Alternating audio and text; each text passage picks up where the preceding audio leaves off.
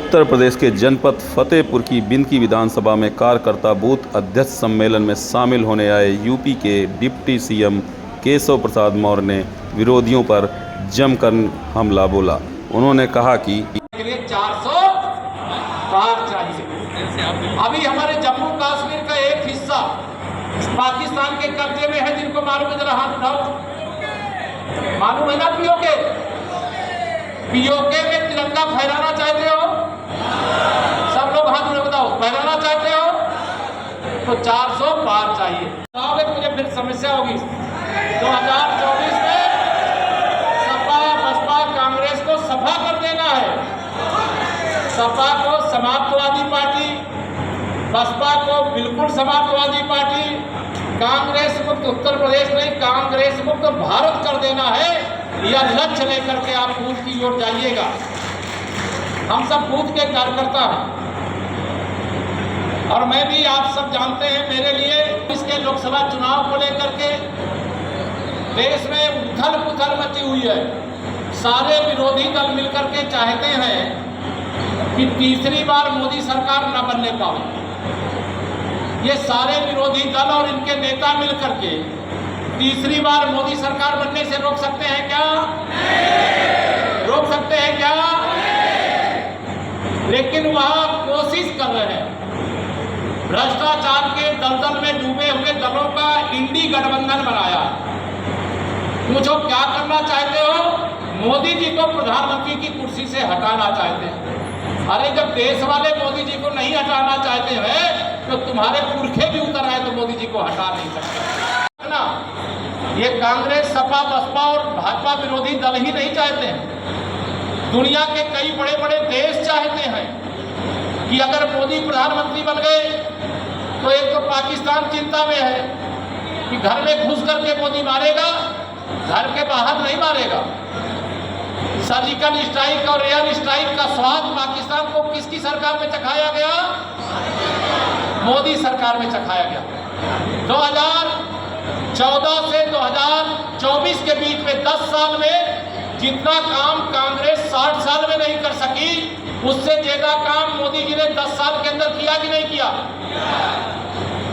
अब मेरे मित्रों, अगर दुनिया के अंदर बड़े बड़े देश मोदी जी को प्रधानमंत्री नहीं बनने देना चाहते तो कोई मोदी जी की व्यक्तिगत दुश्मनी है क्या? उनको मालूम है कि अगर मोदी जी तीसरी बार प्रधानमंत्री बन गए तो पूरी दुनिया को भारत के पीछे खड़ा कर देंगे। सभी 80 सीटें भाजपा और गठबंधन जीत रहा है। 2024 में मोदी जी के नाम से भी उठान चल रहा है। सपा बसपा कांग्रेस उठान में टिक नहीं पा रही, उड़ी चली जा रही है। लेकिन वो सिर्फ आप हिला रहे हो यार, नहीं तो आपका हिला रहे हो यार। अरे हाथ मार रहे हो यार। साथ में निरंजन ज्योति जी, जो माननीय नरेंद्र मोदी जी की सरकार में सम्मानित मंत्री हैं, पिछली बार 2 लाख से जीती थी और तब सपा बसपा का गठबंधन और आगे 2024 में सपा अलग लड़ रही है, बसपा अलग लड़ रही है। ऐसी स्थिति में इन्हीं को 4 लाख से अधिक वोटों से जिताएं। 4 बजे 400 पार, फिर एक बार प्रचंड बहुमत की मोदी सरकार, दुनिया में भारत नंबर 1 बने, शक्तिशाली देश बने, तीसरी अर्थव्यवस्था बने, गरीबी भ्रष्टाचार से मुक्त भारत बने। इस लक्ष्य को लेकर सर राहुल का बयान आया कि संविधान चेंज करके लोकतंत्र को तबाह करना चाहती है। मैंने अभी भाषण में बता दिया, जो संविधान या लोकतंत्र की दुहाई दे रहे हैं, इन्होंने इस देश में आपातकाल लगाया, इन्होंने इस देश के अंदर संविधान में 90 संशोधन किए, वह मुंह में राम बदन में छुरी। ऐसे नहीं चलने वाला है। लोकतंत्र को कोई खतरा नहीं, संविधान को कोई खतरा नहीं। श्री राहुल गांधी जी के राजनीतिक भविष्य को, श्री अखिलेश यादव जी के राजनीतिक भविष्य को, मायावती जी के राजनीतिक भविष्य को गंभीर खतरा पैदा है। सर इलेक्ट्रॉन बॉन्ड के बयान आया अखिलेश यादव का, उनका कहना है कि बीजेपी वालों को बैंड बज गई है इलेक्ट्रॉन बॉन्ड। चोरी और सीना चोरी, जिसके शासन में मैंने कहा जिस गाड़ी में सपा का झंडा, उस गाड़ी में बैठा हुआ है। इसने हर क्षेत्र में खतरनाक माफिया तैयार कर दिया 5 साल के अंदर। उनके द्वारा नरेंद्र मोदी आईडी नहीं दिख रही है जाएगा, जैसे लगेगा वो सूर्य की कोशिश कर रहे हैं। माननीय नरेंद्र मोदी जी के ऊपर का भरोसा है, दुनिया का भरोसा है।